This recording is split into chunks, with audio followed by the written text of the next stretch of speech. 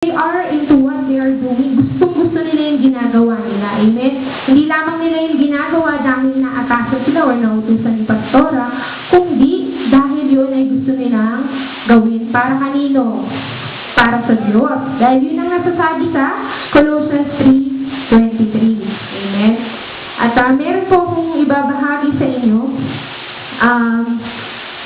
Sa isang ministeryo, marami po sa atin ang tinawag. Diba? Marami din po sa atin ang pinili. Okay? And then chosen, pinili at called, tinawag.